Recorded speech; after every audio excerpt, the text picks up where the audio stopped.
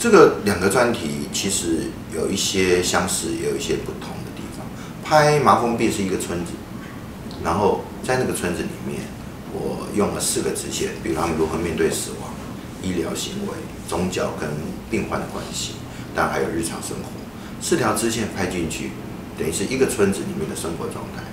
拍《消失倾向劳动者记事》是我告诉人家工业革命这件事，我去拍了很多取样，来证明我的想法是对的。那对报道摄影而言，一个是小范一个村子去拍一个故事，一个是像史诗般的拍很多主题来证明一件事情。那这2件事情假如都做完了，那报道摄影对我而言，那只是换主题了，并没有改变那个拍摄的方法，就是说观念没有改变，只是不停的可能精神病院拍完了，拍麻风病，麻风病拍完了，拍盲人。那而且那时候整个当代艺术大量的应用摄影作为媒材，我就在开始反思这件事情。所以我其实有好几年没有拍照，因为我一直在理解，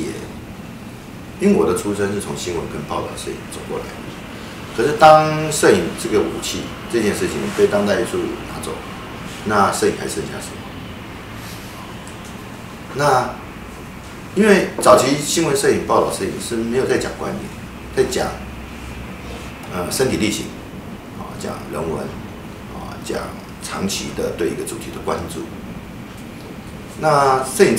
那几年被关注，是因为当代艺术大量应用摄影这个媒材吧，所以摄影就被关注。可是我开始反思我跟摄影的关系，这个媒材的关系。所以几年没有拍摄以后，我把一些事情就是深化在自己里面。我觉得如何把报道摄影跟新闻摄影的养分放在当代艺术的表现手段里面，可能对我是非常重要，因为我是从那条路走过来。那我觉得，假如我能把说故事的魅力放在我的作品里面，因为我觉得人总是对故事产生好奇的。那透过这个途径，那再过来就是我的手段。那我觉得手段就是服务观念了。那最近的一个计划就是刚做完展览，也是这次要去德国展览的一个计划，就是我也想环游川之后做了一个人的庄园。其实这个计划很简单叙述这个计划，人的庄园就是用动物园笼子讲人的笼子。那动物的笼子是有形的嘛，那人的笼子是无形的。那人的庄园其实在拍摄的时候，已经跟野讲黄洋川计划，已经有一些部分是交融在一起了，譬如摆拍，那只是人的庄园，它的规模更大，然后还有人物的肖像，那在主景跟人物肖像之间的关系，那在人的庄园也有运用到这个部分。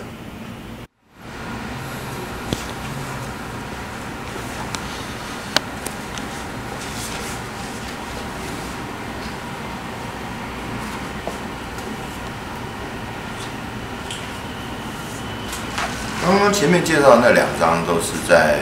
新竹动物园，这张照片是寿山，这个场景非常有趣。这张照片你可以看哦，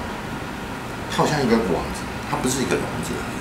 它这个网子像天罗地网从上面照下来。这张照片有没有看到2个老人？我们在讨论我们内部自己工作上面，我们在讨论这张照片的命名叫做死亡。这张照片可以感觉好像在等待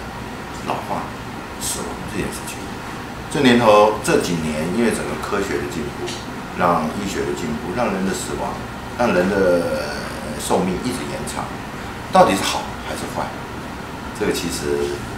也都有很多的讨论。所谓的讨论是因为家庭长照已经成为社会一个重要的课题了，因为寿命不停的延长，家庭长期照顾这件事情已经成为社会的一个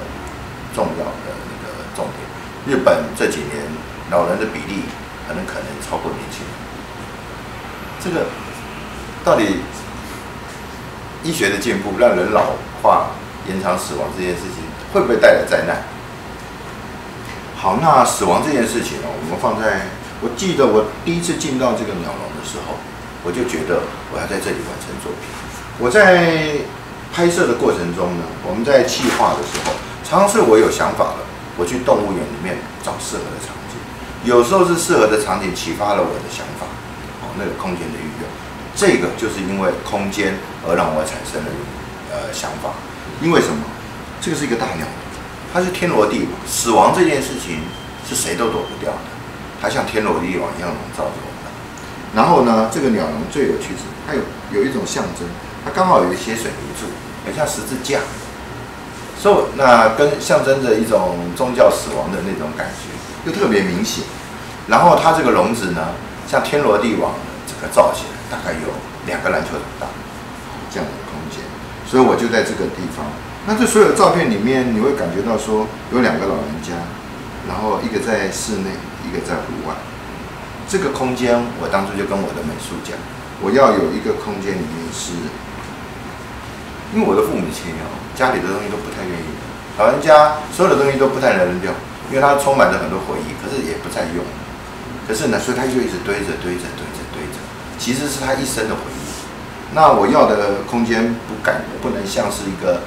回收捡垃圾的地方，而是这些东西其实井然有序，可是你又感觉到它好像跟他生活越来越远，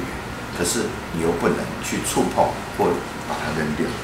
所以你会感觉到有一种暖暖的回忆在这个空间里面。那这2个老人好像时间对他们也有点静止和缓慢。